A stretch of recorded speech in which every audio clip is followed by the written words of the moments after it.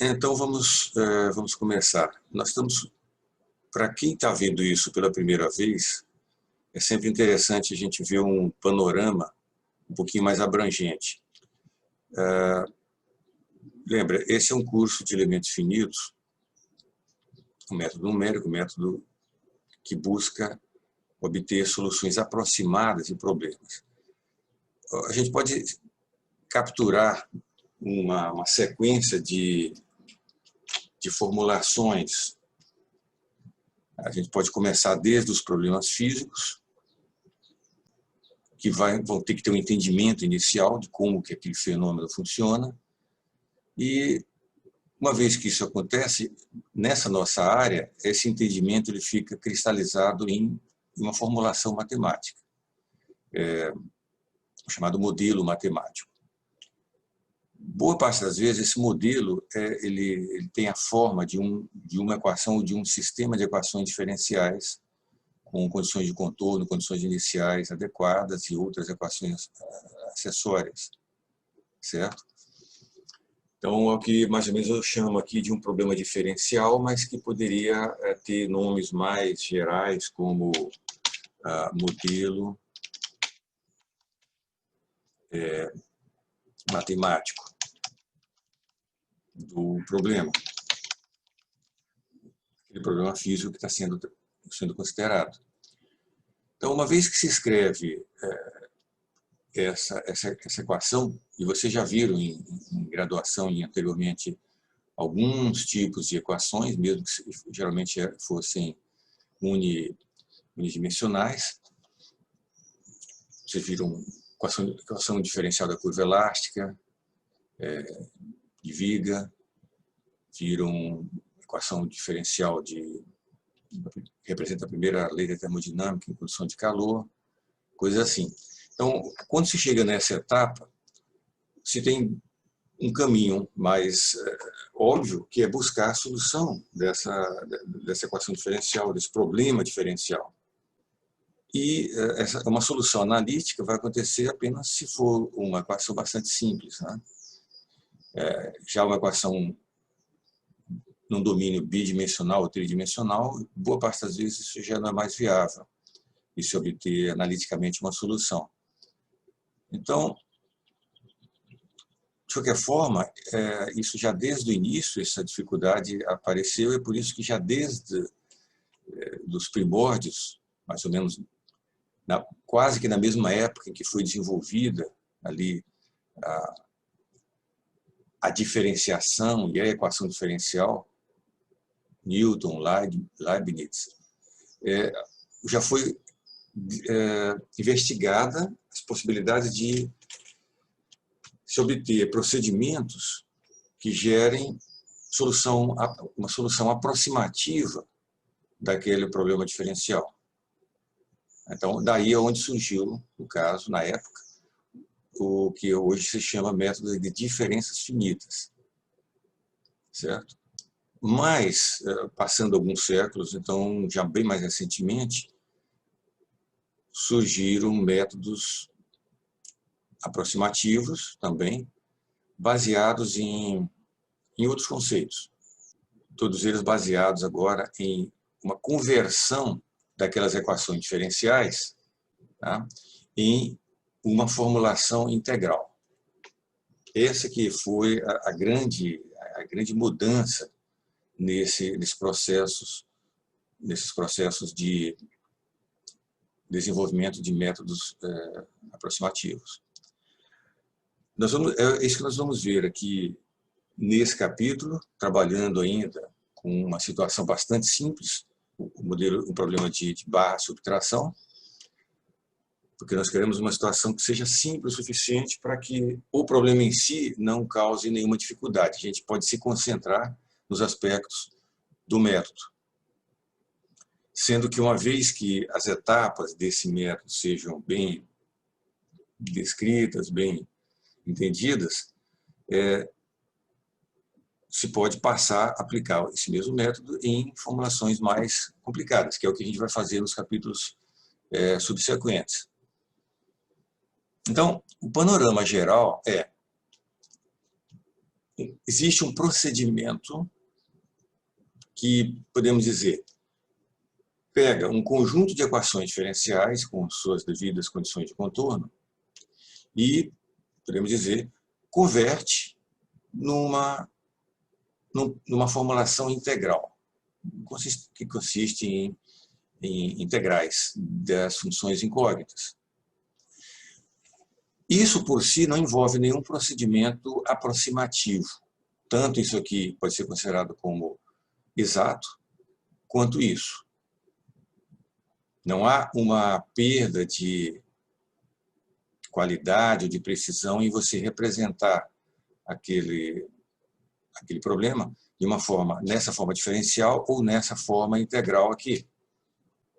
Em ambos os casos, você não tem a solução do problema, você não tem um campo de deslocamento em todos os lugares, etc.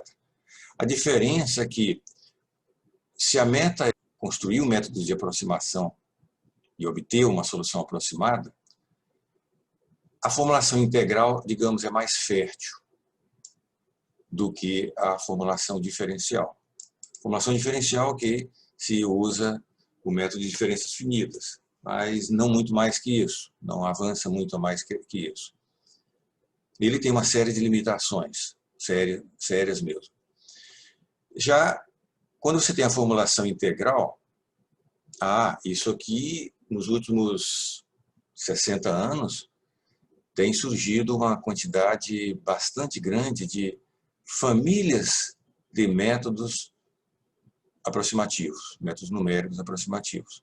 O que foi bom porque coincidiu com... Aliás, essas coisas coincidem, na verdade, por uma razão, né? Coincidiu com o desenvolvimento dos computadores. Claro, esses métodos todos eles não precisam de computador para existir. Tanto é que diferenças finitas surgiu lá 300 anos atrás. A execução do método aqui fica, claro, bastante enfadonha se você não tiver um computador.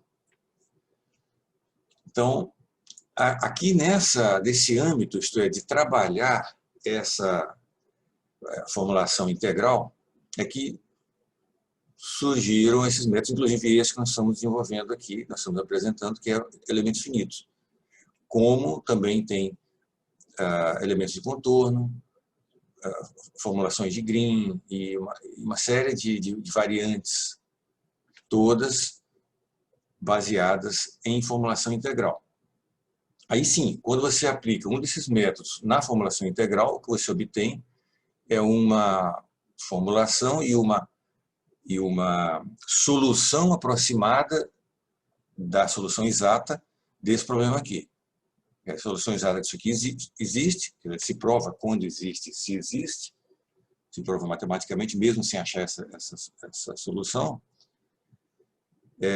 mas se sabe-se que existe em várias situações.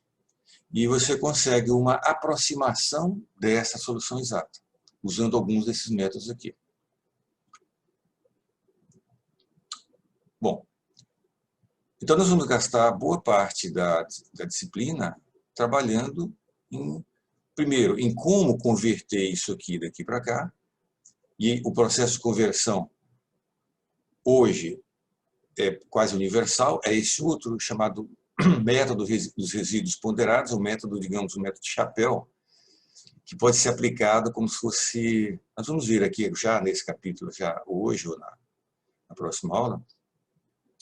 Ele é um método, digamos, podemos dizer assim, um método mágico, uma caixa preta ou um mecanismo que você pega um conjunto de equações diferenciais e ele vai lhe entregar a forma integral. O que você vai fazer com a forma integral? Isso é outra coisa, certo?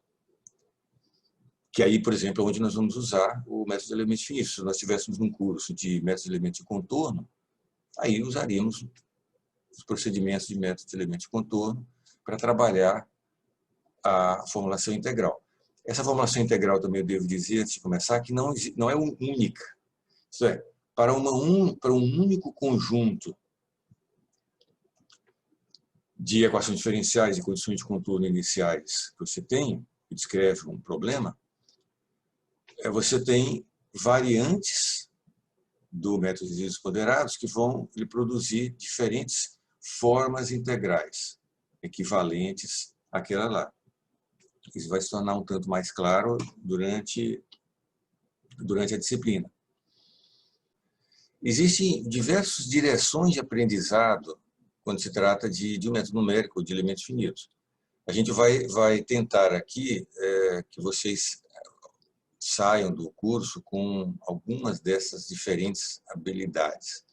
Você tem um lado, que é o que a gente preza aqui, já que é mestrado, que é a parte matemática. É você saber como e por que vai se fazendo cada coisa, em cada detalhe, cada argumentação, cada dedução. É importante que vocês saibam o porquê de cada etapa, né? Inclusive, sabe explicar isso para alguém. Lembrando que é um mestrado. Existe um outro lado, que é a habilitação em a capacidade de programar. Isso tudo vai ter que ser colocado em forma de código, de programação. Então, nas tarefas, vocês vão ter diversas tarefas, vocês vão ter que programar alguns fragmentos, algumas rotinas. Eu entrego um programa para vocês, um programa que já tem uma estrutura, um corpo, e solicito que vocês incorporem mais uma ou outra operação ali dentro. Nós padronizamos a linguagem em Fortran, por diversos motivos. Primeiro, porque a gente tem que padronizar mesmo. E outra coisa é que, quando vocês vão programar, toda a sintaxe de todos esses linguagens que vocês mencionaram, elas todas se originaram da sintaxe do Fortran. E também, quando você vai programar dentro de algum software comercial, por exemplo, você vai programar dentro do ANSYS ou do Abacus, a sintaxe ali também é basicamente a sintaxe Fortran. Claro, quando se fala Fortran hoje em dia, ou nos últimos 20 anos, isso aí significa várias coisas, né? Você tem desde o nível de programação, que é, por exemplo, o que eu uso nesse programa de exemplo que vocês vão ter acesso, é aquela formulação, aquele subconjunto de sintaxe, de procedimentos, que é do mais antigo, é aquele lá que é mais imortal, aquele programa que se você pega um programa escrito dessa forma há 40 anos atrás, ou 50, ele continua funcionando até hoje. Ao longo das décadas é que foram sendo adicionados, então você tem objetos, você tem todo tipo de forma de armazenamento, você tem programação gráfica, de menus, etc., se a pessoa desejasse fazer, o que eu não aconselho. Para isso existem linguagens mais adequadas, né? Mas tudo que se quiser fazer programação gráfica e etc., existe ali. Então, agora, nessa forma que é procedural, é a forma que é suficiente para nós. Tá?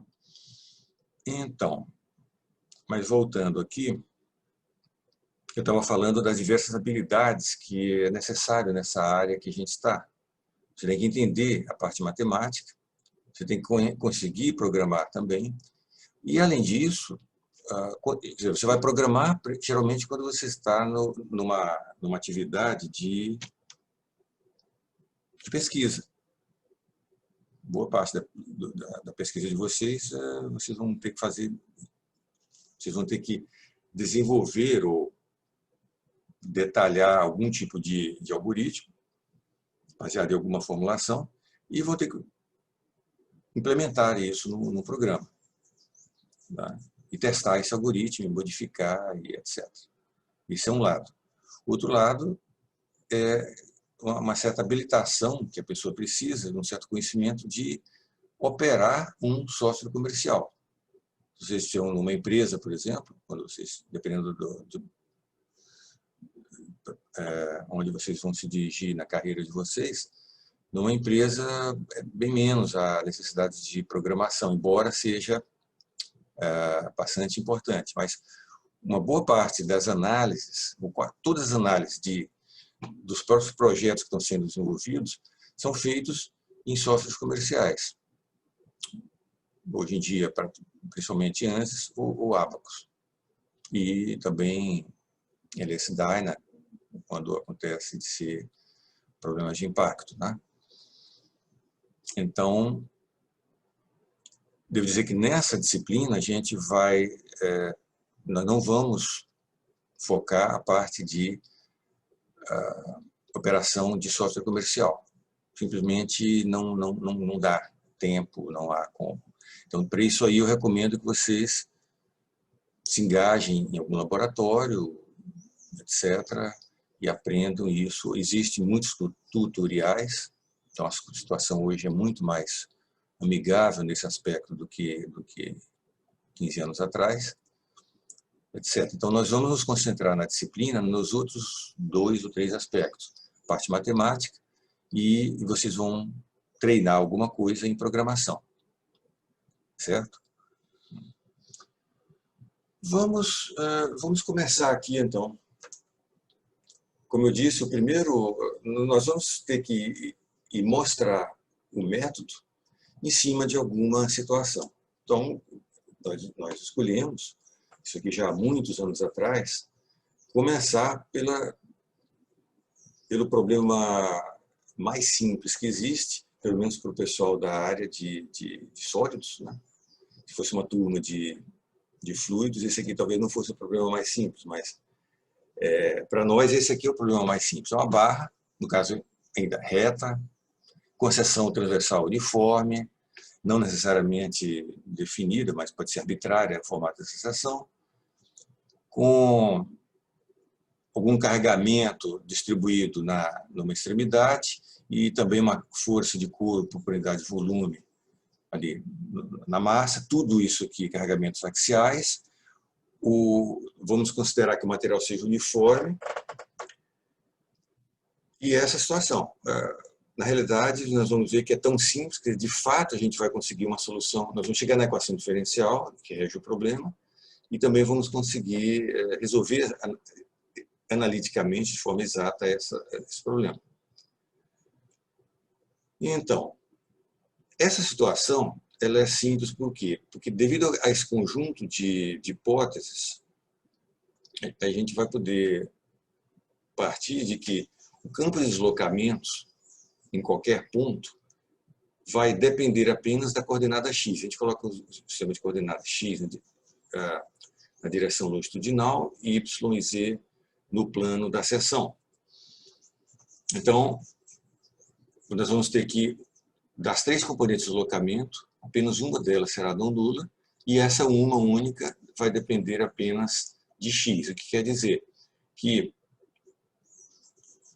toda a seção transversal vai se mover de forma igual na direção axial. Aqui a gente começa com alguma coisa sobre nomenclatura. Nós temos uma série de hipóteses.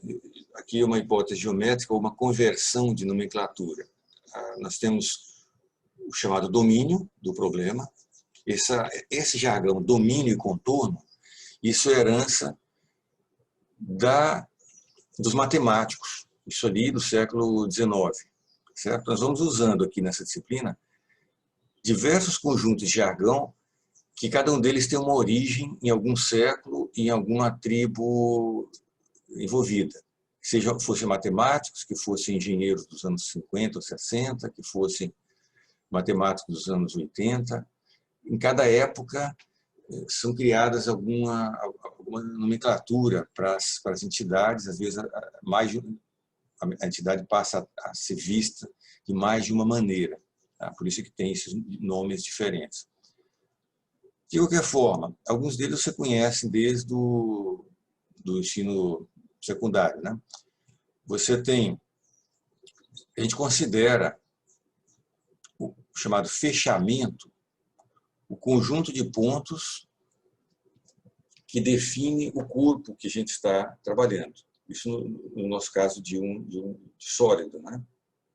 Então, aquele conjunto de pontos no espaço euclidiano contém a massa, contém o material do corpo, nós vamos considerar como o fechamento, que é esse ômega com a barra em cima.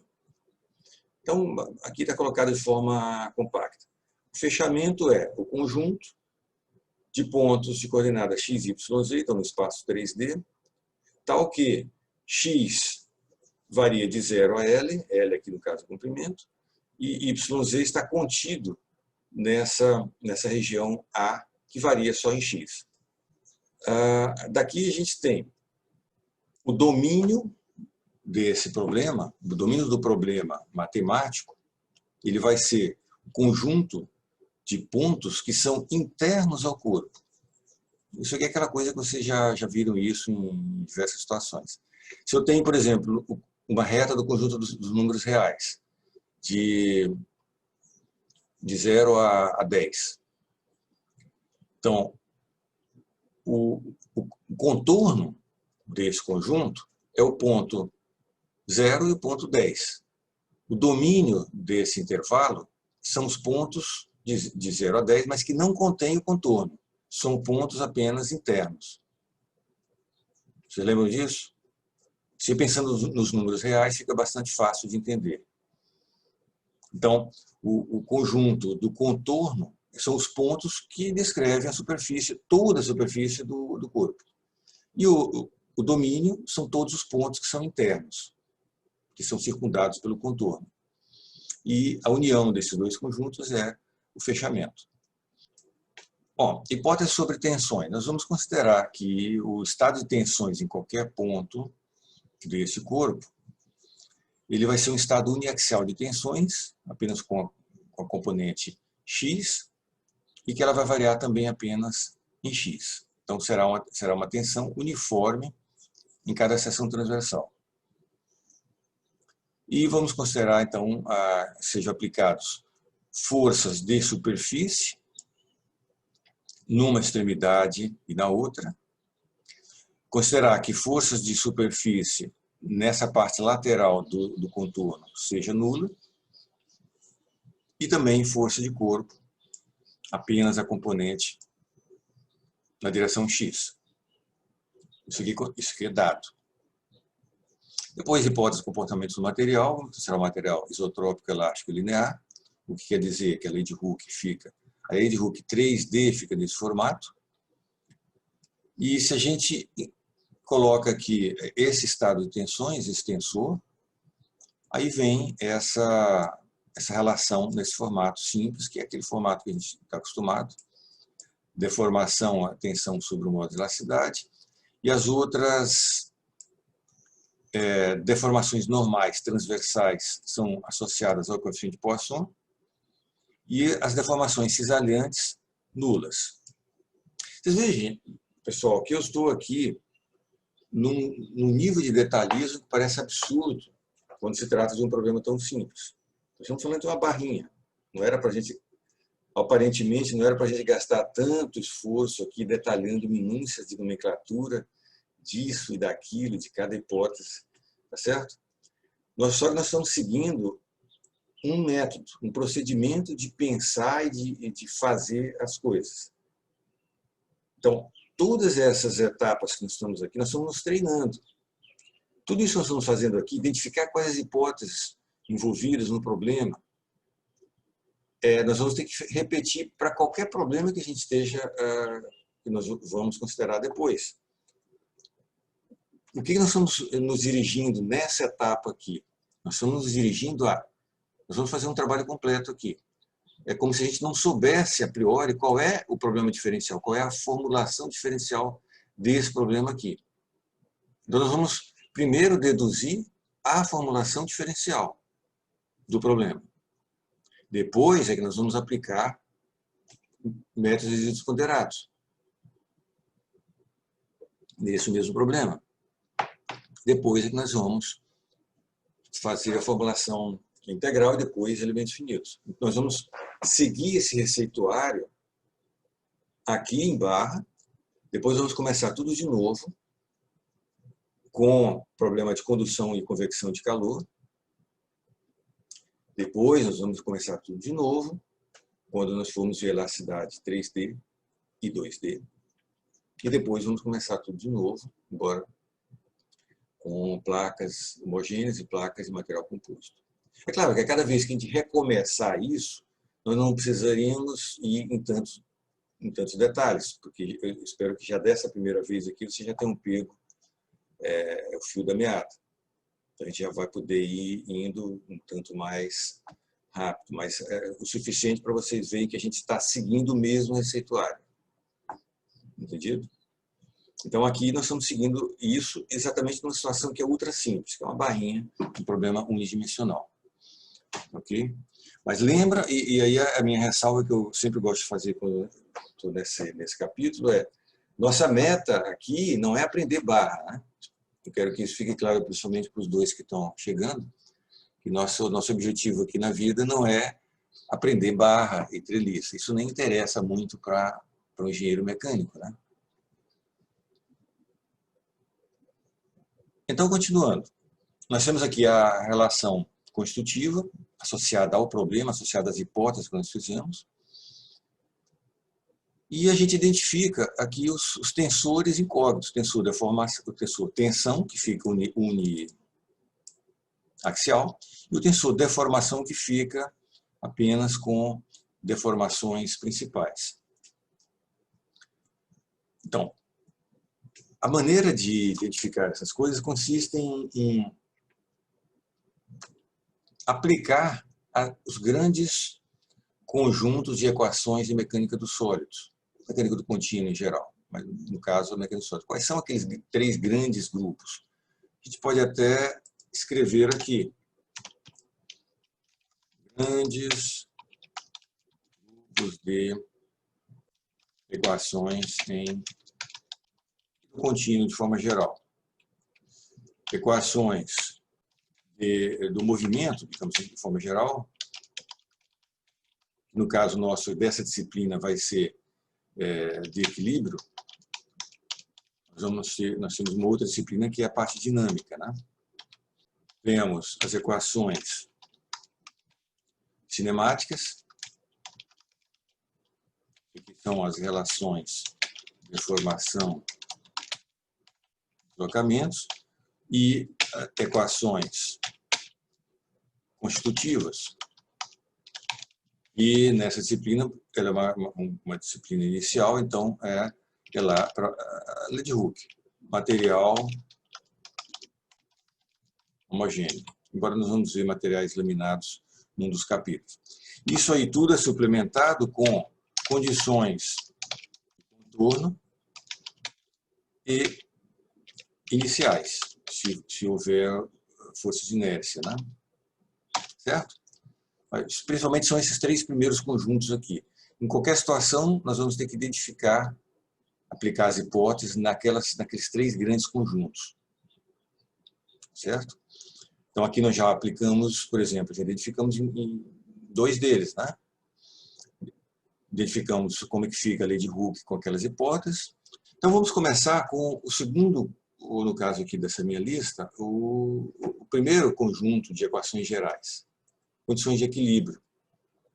A gente poderia pegar aquelas equações locais 3D que já foram deduzidas em disciplina de mecânica do contínuo e particularizar aquela situação 3D para esse caso aqui. Aqui terminamos preferindo pegar de novo e deduzir novamente isso aqui. A gente pega a barra, pega uma fatia de comprimento diferencial e escreve, faz o diagrama de corpo livre desse volume diferencial aqui, né, através de 2 cortes. Então nós temos nessa face aqui aplicada tensão σx, na outra face σx mais um incremento, existe força de corpo aplicada aqui. Então quando a gente multiplica por exemplo, essa tensão pela área, essa aqui pela área, essa força de corpo pelo volume desse elemento diferencial que é A dx, e simplifica, nós vamos encontrar essa equação diferencial aqui. Uma coisa que não está colocado aqui é que a soma dessas forças, que são forças externas aplicadas, tem que ser igual à força de inércia na direção axial. Né? Então, fica essa equação desse formato aqui, apenas a equação da direção x. Equilíbrio nas direções y e z é trivial, 0 igual a 0. Então, a partir daqui, a gente pega a lei de Hooke que nós vimos ali em cima e pega a relação cinemática unidimensional, relação deformação e deslocamento. Então, se a gente pega essa relação, substitui ali, a gente passa a ter sigma x, e aí passa a ser igual a E vezes εx, a derivada de U em x, que é a deformação. Se a gente substitui essa tensão ali, nós vamos passar a ter, se o material for uniforme em x, a segunda derivada do deslocamento axial, mais B igual a aceleração. Aí nós vamos nos dirigir aqui à situação estática, então nós já vamos colocar que essa força inercial é aproximadamente nula, né? Então está aqui. Então a gente passa a ter, o que nós chegamos? A equação diferencial do problema. Você veja que aqui nós temos o problema todo ficou compactado em uma única equação diferencial de segunda ordem, né? Toda escrita em termos de deslocamento. Mas nós poderíamos ter, não precisava ter feito isso, nós poderíamos ter ficado com um conjunto de 3 equações, que são essas aqui. Uma seria essa, de equilíbrio, envolvendo tensão. Outra, que seria essa aqui, envolvendo relação entre tensão e deformação. E outra, que é essa aqui, relacionando deformação com deslocamento. Nós teríamos 3 equações diferenciais algébricas envolvendo 3 campos incógntos: tensão, deformação e deslocamento. 3 funções incógnitas. Substituindo uma na outra, bom, a gente ficou com uma única equação, com a consequência de que a ordem dessa equação aumentou, o que é normal. Você tinha essas equações aqui todas de primeira ordem, né? Primeira derivada, derivada 0, derivada 1. E aqui você tem uma única equação, porém que é de segunda ordem. Então, aqui nós temos o enunciado da chamada forma forte, ou formulação diferencial do problema que nós estamos tratando. Nós temos que a condição de equilíbrio é dada por essa igualdade aqui, e essa igualdade ela é válida para qualquer x que esteja no domínio. Então, se o ponto x estiver no domínio, essa função tem que satisfazer a essa igualdade. Agora, se o ponto não estiver no domínio, se ele estiver no contorno, bom, aí nós temos que, quer dizer, aí essa função tem que satisfazer as condições de contorno. Essa equação aqui, sendo de segunda ordem, ela exige o conhecimento de 2 condições de contorno. Então, você precisa conhecer uma condição de contorno em cada ponto do contorno. O que você pode conhecer ou deve conhecer pode ser organizado em 2 grupos de condições. Lembra que nós temos, olhando aqui essa figura, um ponto de contorno e outro. Você tem que conhecer alguma condição, alguma coisa da própria solução em cada um desses pontos. O que você deve conhecer é ou o deslocamento num ponto ou a força nele, aplicada nele. Então aqui é um momento que é bom que vocês tenham bastante clareza no seguinte: do ponto de vista matemático, de solução de equações diferenciais, particularmente para essa aqui, para você conseguir obter a solução única do problema, é necessário que você conheça uma informação em cada ponto do contorno.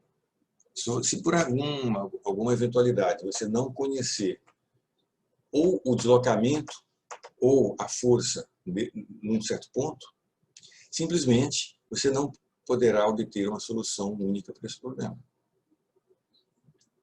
Lembra que uma equação diferencial como essa possui infinitas soluções. São as condições de contorno que vão capturar aquela particular solução que resolve o seu problema. Então, em sólidos, as opções suas são bastante bem definidas. Ou deslocamento, isso em cada direção. Em X, na direção X, você deve conhecer ou o deslocamento, a componente X de deslocamento, ou a componente X do vetor força distribuída. Basicamente o vetor tensão, tá? Aquela componente do vetor tensão naquele ponto.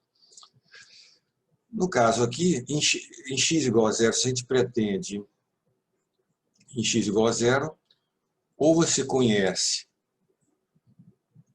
essa derivada como algo conhecido, ou você deve conhecer o deslocamento naquele mesmo ponto como um valor conhecido. Na outra extremidade, x igual a L, ou você conhece esse valor aqui, ou o deslocamento ali. Então, qual o significado físico desse termo aqui? Se você olhar aqui, derivada de u em x é deformação, tá? Vezes e, na verdade, esse termo aqui significa tensão. Certo? Então, esse termo aqui significa tensão. Quer dizer, o que significa que você conhece o valor da tensão nessa face. Tantos newtons por metro quadrado. É um certo valor. Ou você conhece o valor da tensão nessa outra extremidade. Você já deve ter visto isso na disciplina de mecânica dos sólidos, mas só para revisar em termos de nomenclatura. Essas condições elas têm importâncias e características distintas. Essas primeiras duas aqui, que envolvem derivadas, envolvem deformações, ou forças, ou tensões, elas são chamadas condições de contorno de Neumann ou condições naturais. Essas que envolvem deslocamento, no caso a variável primal, são as condições essenciais ou de Dirichlet. Nós vamos ver mais à frente que você pode ter um problema descrito unicamente por condições essenciais. Você pode conhecer deslocamento prescrito aqui, e você terá uma solução única do problema. Por exemplo, se eu engastar nas duas extremidades e aplico uma força de corpo aqui, terei uma solução para isso. Agora, se você aplica apenas força aqui e aqui, então você não vinculou essa barra, então ela está solta. Essas forças que você aplicou externamente podem até estar em equilíbrio também, devem estar, mas você não terá uma solução única do problema. De qualquer forma, vamos aplicar isso aqui para a situação em que essa extremidade esteja gastada e essa aqui sujeita a uma força conhecida. Então, aí o seu problema fica montado dessa forma aqui. Você tem o equilíbrio de um ponto no domínio é representado por essa equação diferencial. O equilíbrio de um ponto que esteja nessa extremidade é dado por essa equação aqui, onde você conheça essa força resultante na extremidade. E no engaste você impõe que esse deslocamento é algum valor prescrito, boa parte, no caso de engaste, será zero. Então, chegamos na nossa descrição geral nesse ponto aqui.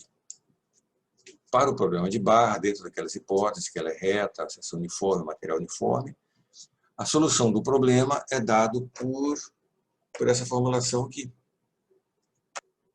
Agora nós vamos fazer uma... Antes da gente ir daqui para cá, nós vamos fazer um caminho intermediário, temporário aqui, que é, não nos custa buscar uma solução exata, analítica, desse problema. Coisa que vai ser uma exceção. Mas já que aqui é tudo tão simples, nós vamos ser capazes de obter solução exata aqui. Porque vai servir, é bom que você tenha solução exata em algumas situações, porque você usa como referência nas suas soluções aproximadas. Tá? Então, nesse problema aqui, que vocês devem ter visto em graduação, a gente pode, se essa função for conhecida, como deve ser, né? Vamos dizer que esse B aqui seja constante, uma força de corpo uniforme em X aqui. Seção transversal A constante, você pode simplesmente integrar duas vezes essa equação diferencial, integra uma vez, tem isso, surge uma constante de integração, integra de novo, surge outra constante, duas constantes. É por isso que é exigido duas condições de contorno. Aí você aplica as condições de contorno em x igual a zero. Você tem que o deslocamento é o barra, e isso vai lhe dar uma das condições de contorno em termos, uma das constantes de integração. E aplicando a outra condição de contorno natural, você obtém a outra constante. Substituindo isso ali, você chega na forma fechada, que é isso, em termos do carregamento de força de corpo, em termos da força na extremidade, em termos do deslocamento nessa seção aqui. Tendo esse deslocamento, agora você tem tudo. Por quê? Porque quando você tem deslocamento, para encontrar as outras entidades, tensão e deformação, basta você aplicar nas equações gerais. Tá? Então, simplesmente através de derivação. Você deriva o deslocamento, você vai ter deformação. Aqui você tem. Aplicando a relação constitutiva, você vai ter tensão. Sem dificuldade, então. Você tem toda a solução. Então, vamos continuar. Nós chegamos, então, a esse ponto aqui. Estabelecemos a forma chamada forma forte do problema, que é um outro jargão mais recente desse conjunto de equações com mais um certo enunciado aqui. Nós vamos agora fazer essa operação de converter isso aqui de uma forma integral. A primeira vez que isso foi feito, isso foi ainda no século XIX. Não tinha ainda essa sistematização em forma de um método de aplicação geral, que depois apareceu com o nome de método dos resíduos ponderados. Então, isso aqui surgiu no século XIX como alguma coisa desenvolvida de maneira mais intuitiva e mais física e bastante focada em exatamente nessa área que nós estamos tratando aqui, de problema de sólidos, de estruturas. Tá? Muito o que nós podemos dizer estruturas de engenharia civil, certo? Não em outros fenômenos físicos, não em eletromagnetismo, não em equações diferenciais do problema de calor ou de qualquer outra coisa. Tá? Então, é um jargão muito focado em mecânica dos sólidos. Então, nós vamos misturar aqui as visões. Quando a gente fala, por exemplo, em deslocamento cinematicamente admissível, conjunto das variações, isso aqui remete àquela forma século XIX, focado em estruturas. Quando isso foi revisto, já no século XX, foi verificado que esses procedimentos aqui poderiam ser aplicados em qualquer outra coisa, em qualquer que fosse o problema diferencial, qualquer que fosse o fenômeno físico envolvido ali, qualquer que fosse o significado das variáveis. Esse U aqui poderia ser deslocamento, mas poderia ser também temperatura, poderia ser velocidade de um fluido, poderia ser alguma outra coisa em qualquer outro fenômeno físico. Então, posteriormente, que isso aqui foi transformado numa máquina automática, que pode ser aplicada em qualquer situação. Então, aqui nós vamos usar uma nomenclatura mista. Uma hora nós vamos usar nomenclatura de um tipo, outra hora de outro tipo. Então, por exemplo, nós vamos, ao longo da dedução, a gente vai precisar identificar conjuntos de funções. Então, estarão envolvidos aqui dois conjuntos de funções. Um deles, chamado conjunto de deslocamentos cinematicamente admissíveis, que é definido como o conjunto de funções, o de x, que tenham as seguintes características. Sejam funções contínuas dentro desse intervalo, que sejam diferenciáveis por partes e que sejam funções tais que, em x igual a zero, elas sejam iguais a um certo valor conhecido. Em seguida, o chamado conjunto de variações de deslocamentos. É um conjunto de funções, aqui designadas o chapéu, que também sejam contínuas, que sejam diferenciáveis por partes e que sejam nulas naquela região do contorno que tem o deslocamento prescrito.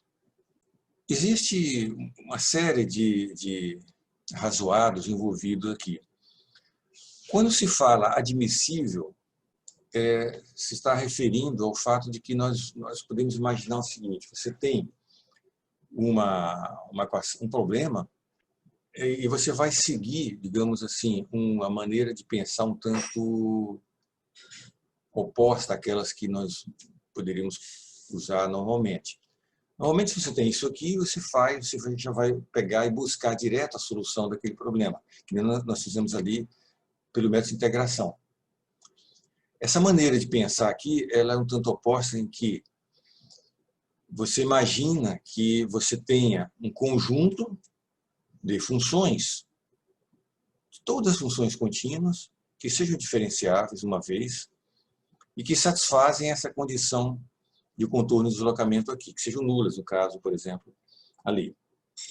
Então você começa a pensar que eu vou procurar dentro desse conjunto aquela uma função, que é uma função dentro desse conjunto, aquela uma única que não só satisfaz todas essas condições aqui, mas também ela é capaz de satisfazer essa equação aqui em todos os pontos. Esse conceito de variação, ele tem esse nome, variação, porque vem da ideia de que se você pegar dois dos elementos desse conjunto aqui, isto é, qualquer elemento desse conjunto satisfaz a condição do contorno. Então, por exemplo, uma função U1, que nem essa aqui, de 0 a L, pertence ela é admissível, ela satisfaz a condição em x igual a 0. Uma outra função, U2, também satisfaz a condição, também ela é admissível. Então, são duas funções admissíveis que pertencem a esse conjunto. A diferença entre elas, nesse ponto aqui, vai ser 0. E no resto, no domínio aqui, ela também vai ser contínua e diferenciável por partes. Então, isso aqui é uma chamada variação. Isso tudo é bastante crucial no arrazoado utilizado na dedução do século XIX, desse método aqui, que é o arrazoado que levou ao que hoje se conhece como princípio dos trabalhos virtuais. Certo? No entanto, aquilo ali era um arrazoado bastante particularizado, bastante intuitivo e qualitativo, que termina sendo correto, mas hoje, digamos assim, eu pessoalmente prefiro nem seguir aquilo. Eu prefiro seguir, agora, o procedimento automatizado, que é puramente matemático, do método dos resíduos ponderados, que também nós vamos usar esses dois conjuntos, mas vai ficar bastante mais evidente por que é construído esse conjunto aqui com essas características e esse aqui. Certo? Então, vamos seguir esse procedimento aqui. Primeira etapa consiste em identificar o chamado função resíduo. Aqui tem uma sutileza, olha só. Eu tenho a equação no domínio, a equação de equilíbrio no domínio. Se essa função aqui for a solução exata do problema, quando eu colocar essa função aqui do lado esquerdo e operar, o resultado vai ser 0. Tem que ser 0 até porque eu já falei que isso aqui era a solução do problema.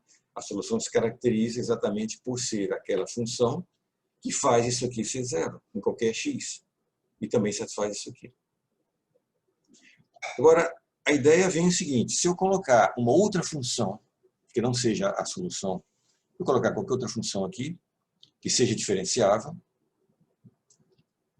o resultado não vai dar zero. Então, vai dar o que se chama de um resíduo. Uma outra função, que nós poderíamos chamar de resíduo ou chamar de erro.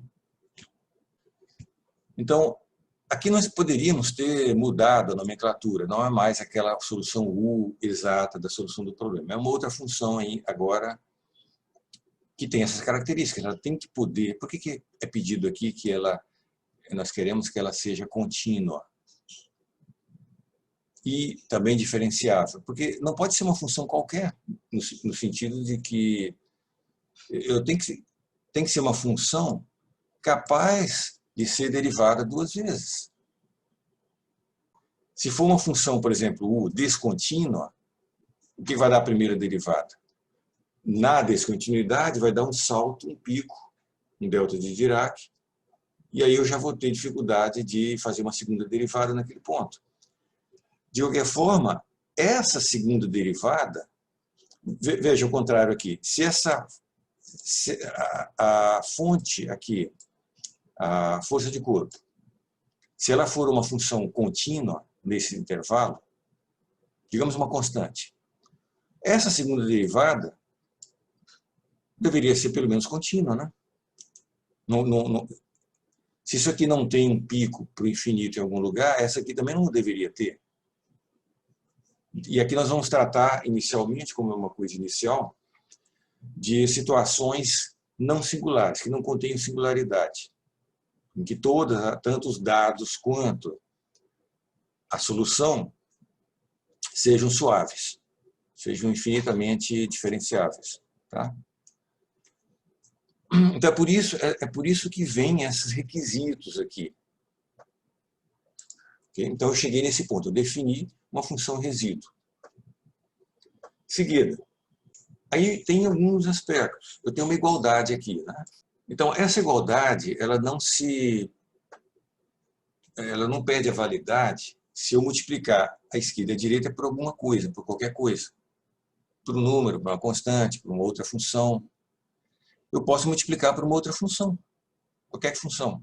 Uma função arbitrária. Isso não vai alterar a igualdade.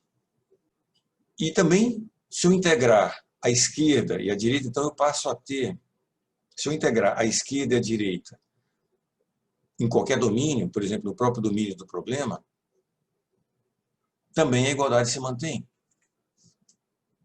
Então eu passo a ter uma forma como essa aqui, uma forma integral. Veja só que coisa curiosa. Tá?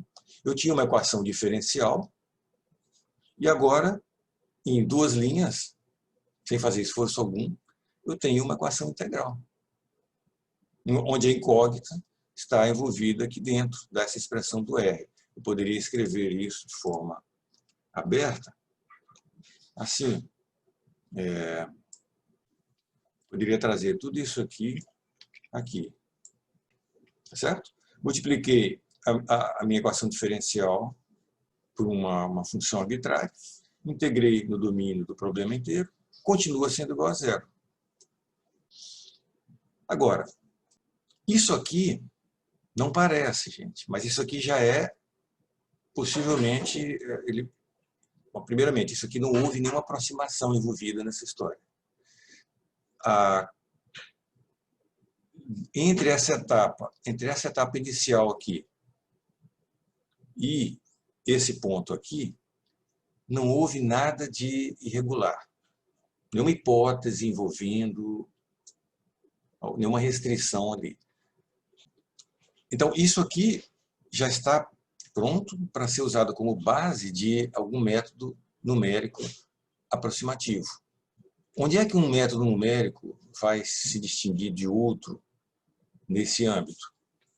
Vai se distinguir em como eu escolho essa função aqui. Ela é arbitrária, ela pode ser qualquer coisa. Não é isso? Então, se eu escolher uma família dessas funções que tenha certas propriedades, isso vai me levar ao método de elementos de contorno. por exemplo.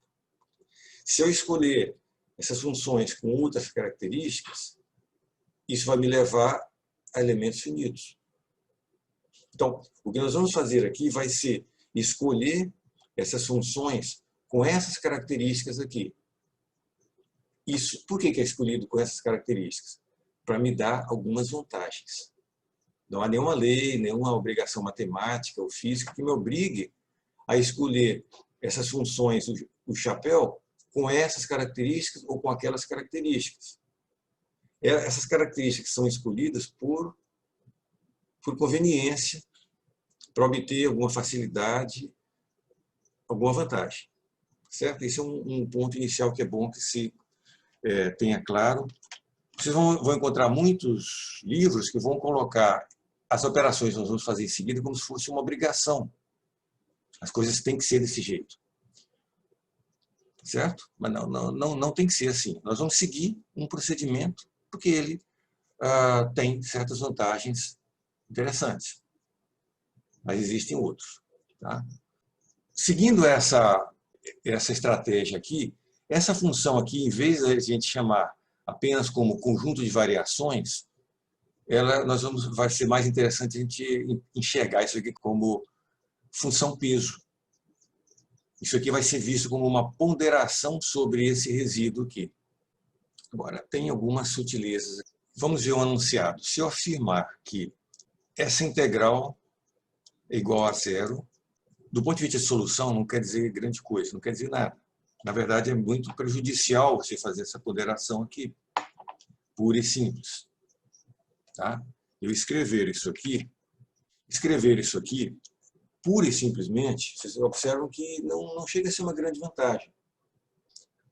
O que se obtém de uma integral? Veja que antes, quando eu estava na forma diferencial, eu tinha uma equação diferencial, né, com condições de contorno e tudo mais. Isso aqui envolve uma função, que tem um valor para cada x. Né? O que acontece quando eu integro tudo isso aqui em x? O resultado vai dar um escalar, certo? Se por acaso eu jogar aqui a solução do problema, se eu colocar aqui a solução do problema, o resultado vai dar zero. Então, o que vai dar significado a isso, vai dar utilidade a essa ponderação aqui, única e exclusivamente é o fato dessa expressão aqui. A palavra qualquer deve ser a palavra mais importante que existe em todos os 300 mil palavras que tem em português ou 500 mil que tem em francês, em qualquer outra língua. Nessa área nossa aqui, essa palavra qualquer, ela transforma barro em ouro. Tá? Quando eu digo que essa integral é igual a zero para qualquer função peso admissível, isso passa a ter um significado crucial, que é o seguinte. Veja, se eu já tiver, por exemplo, um U que seja a solução disso aqui, então o resíduo é zero. Né? Então, se o resíduo é zero, automaticamente essa integral vai dar zero. Então, isso é uma direção de uma dedução de equivalência. Se U é tal que o resíduo é zero, essa integral aqui vai dar zero para qualquer função peso. Agora, o reverso é que é a coisa mais importante.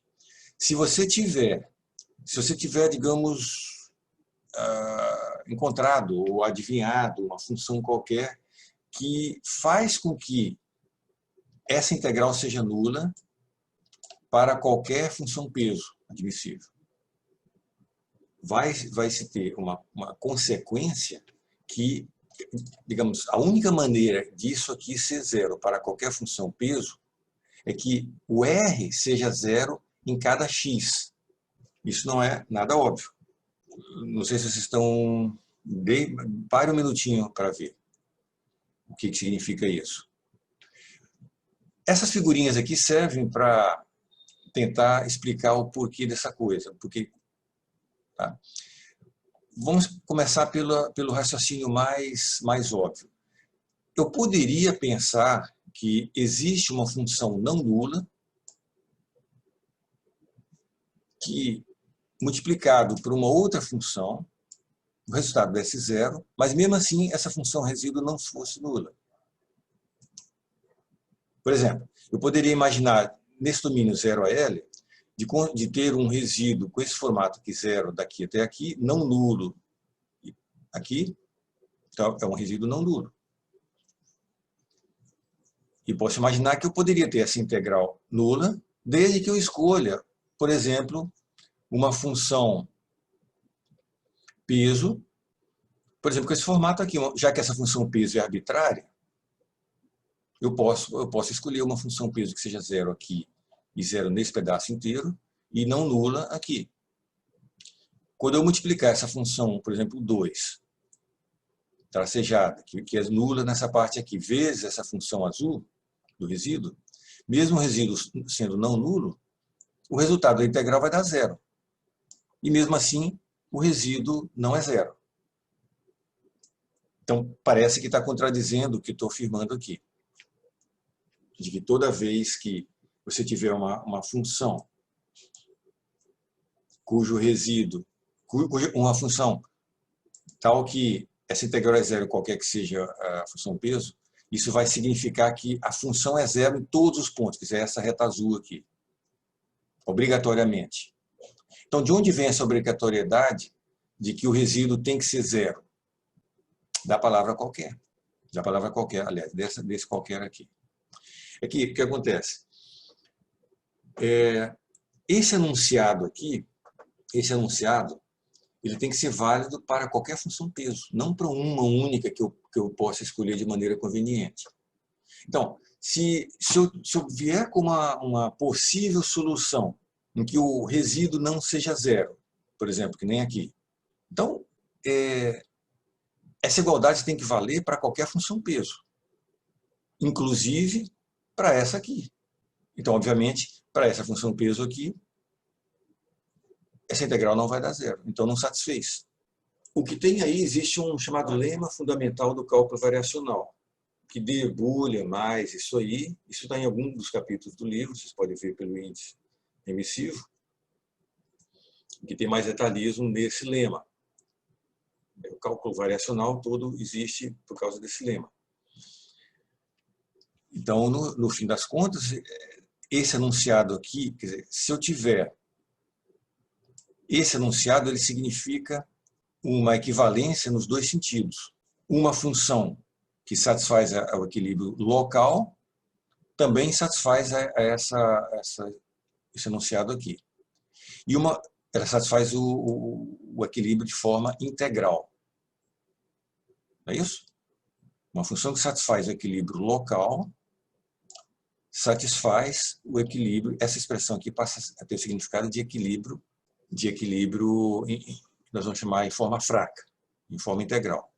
Por outro lado, se você tiver uma função que satisfaz isso aqui para qualquer função peso, pelo lema fundamental do cálculo variacional, significa que essa função faz o resíduo ser nulo em todos os pontos do domínio. Então, isso aqui passa a ser satisfeito em cada ponto do domínio. O que significa isso?